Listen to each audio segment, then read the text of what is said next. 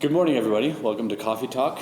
Welcome to the fun Coffee Talk with just us. This is much more fun. Just kidding. We love you, Chris. Chris is away this week. And he's having too much fun, that's why. He is in the greatest place on earth. Oh, really? Supposedly. Or one of the greatest places. Depends maybe what age you are. And your interests. Yep. But if you are a princess or definitely a Star Wars, Marvel, anything else fan? Oh, I totally. think you're pretty happy today as well too. So for his kids, this is awesome. So they're off having fun. Thanks for hanging out with us today. Hopefully you have a coffee and you're kind of just maybe starting your day or kind of finishing your day. Thanks for hanging out with us, and we want to kind of just get you caught up on some of the things that are happening. But one of the things that we always like to do is just kind of take a look back, look forward, look back, all those things. Yeah. So what I wanted to talk about today was Ebeneezer. Okay. It's a really funny word. It's a really strange word, and right away you think of Scrooge, and A Christmas Carol. That's the first thing I think of, and then I think of the hymn.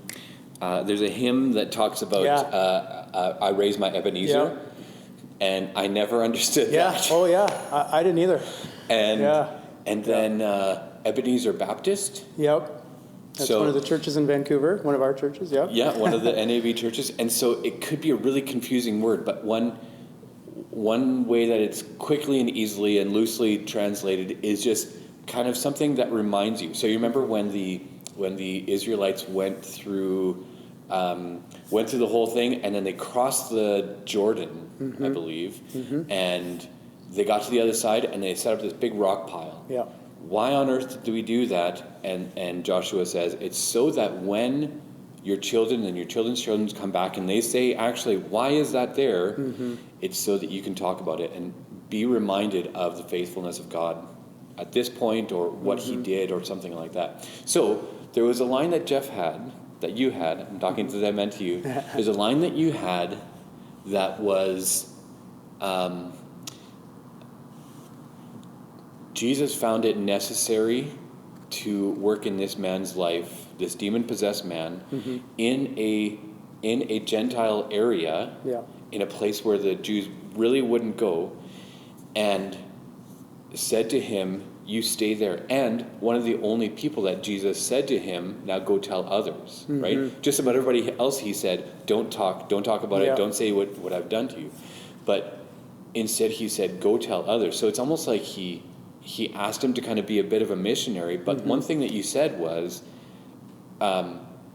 he told him to stay, because that man just wanted to go with him. He told him to stay so that when people saw him, it would be a visual reminder of what Jesus did in his life and the power of God at work in him. That this man who everybody kind of just wrote off or was completely afraid of and avoided, and all those things, all the terrible things that you could think of that people would think of this person, that actually is turned completely opposite. And like that needs to be a reminder of, oh man, God did something absolutely amazing. Yeah. And I thought that was extremely profound. So thank you for saying that, Jeff.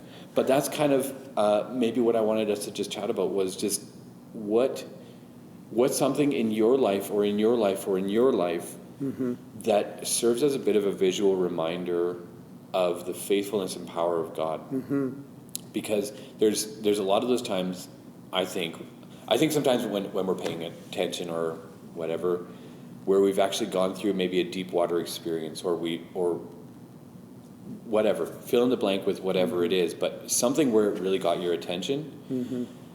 And then there's that visual reminder of that whole thing that comes along with it. A quick and easy one for me, I have a different one, but a quick and easy one right now is the corner of Ross Road. Oh yeah. Corner of Ross Road and Highway 97. So if you weren't aware, beginning of March, after a deacon's meeting late at night, I was pulling out on a green, and I got hit on that intersection. And I'm here, and this truck comes right there, and like 2 feet away from me. And so every time I'm going through there, I'm slow down. Well, but it's like, man, that could have been a whole lot different, but it's actually more just like a big reminder of, I am so thankful for the grace of God in that moment, because my life or my family's life would be very different.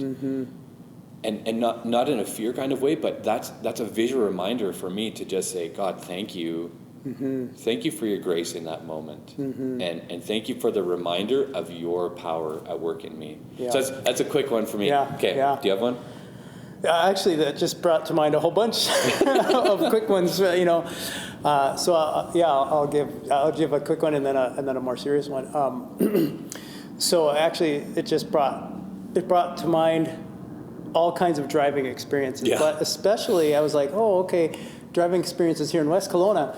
So we had when I worked as a youth pastor, we had a minibus, and so I would drive kids to Green Bay for May Camp, which is coming up for our kids. And one time we were coming back and there was a real problem, and we had a mechanic with us.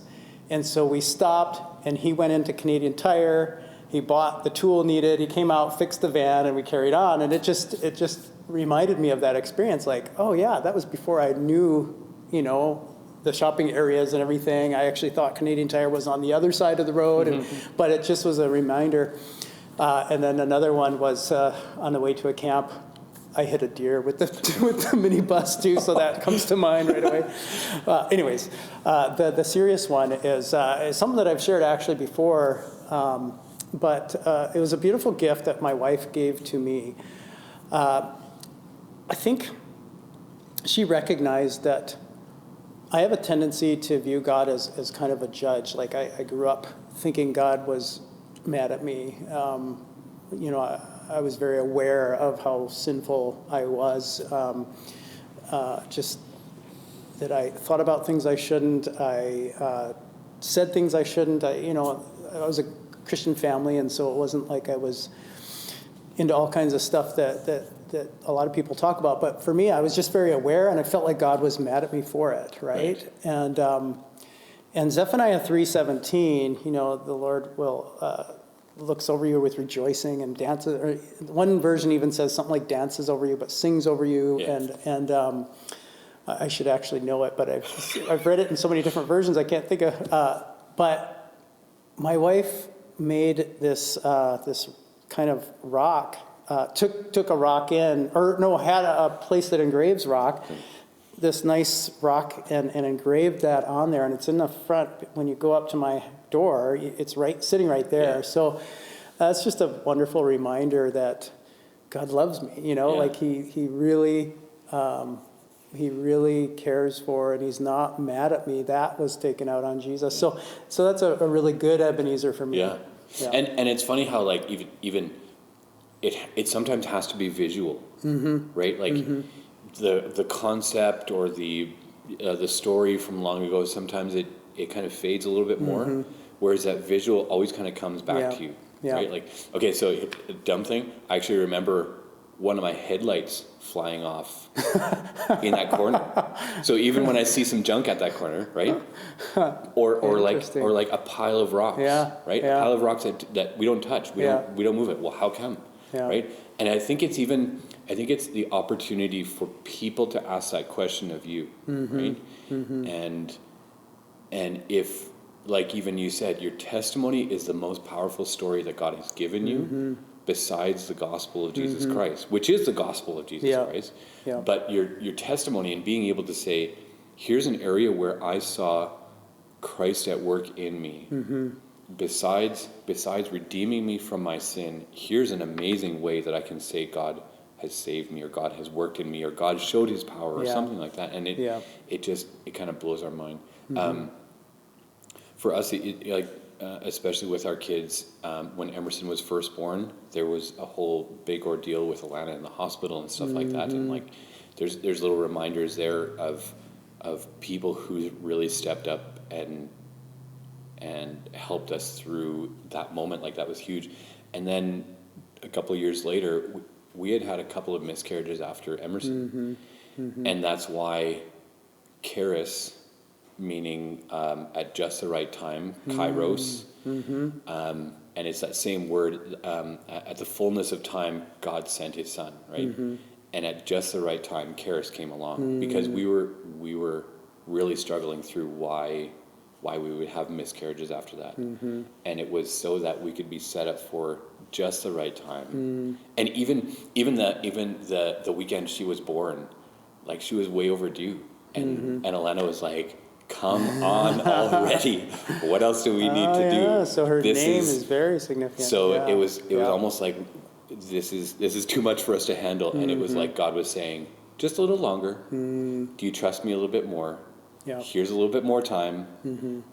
And we were saying, this is just the right time. It's a perfect moment. So that's, like, even just looking at Karis some days too, and it blows our mind. So hopefully you have stories like this as well too, but maybe you even have like a bit of a visual reminder somewhere in your house.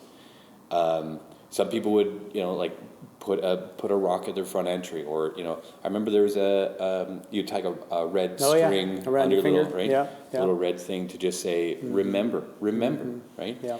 And that's also what communion is for us as well too, because Jesus gathers his disciples together, and he said, remember this thing. Remember, this is the new covenant. Do this in remembrance of me. And so hopefully you have something like that in your life as well too. That's also what we are going to celebrate this Sunday as well too, around the communion table. And so you can have your elements ready Sunday morning, and you can join us in here. It's been really good to hang out with all of you in this place, and been great. Be together. I'm still loving the chance that we had on Easter Sunday to just be together. And eat together and just have fun. It was really good. So that's this coming Sunday as well too. The week after that is Mother's Day. I'm just throwing it out as a reminder. Sometimes we do forget though, right? But another thing for this Sunday. Yes. Do you want to tell us? Yeah. So this Sunday, we are celebrating communion in the morning, as we just talked about. But in the evening at 6:30, we're inviting you to be a part of our prayer gathering called Transformation. Our theme for the evening is transformation, and that really comes from Romans 12:2. How we are to renew our minds so that our minds are transformed to be like God, so we can discern his will. 2 Corinthians 3:18, how it talks about how we are being transformed into the image of Christ. And so we wanted to focus in on something. And so we want to be praying for our transformation individually, as individuals, as a church, and for individuals and the community that we care about around us. So that's going to be transformation. We'll get into a little bit more on Sunday night, and then we will pray together. And like we tell you, don't worry that you have to pray out loud. We're not going to force everybody to pray or anything, but to be a part of it, to pray alongside somebody else who might be speaking out loud, or to pray silently, but just to come together and pray. There's power in our individual prayers, but there's real power when we come together as well, just like we worship all the time in our whole lives by following Jesus, but we come together regularly to worship together. There's power in coming together. So that's Sunday night, 6:30. And I love that word, transformed and transformation, and like, there's a real power there, and there's a real sense of like, this is what we need to be about, right? Like I remember there's an old camp song, and I forget the lines leading up to it, but it really caught me when I was 19, where it says, I'm not the same person that I used to be. Sometimes it's slow going, but there's no knowing that someday perfect I will be, right? I can't be the same person that I was yesterday.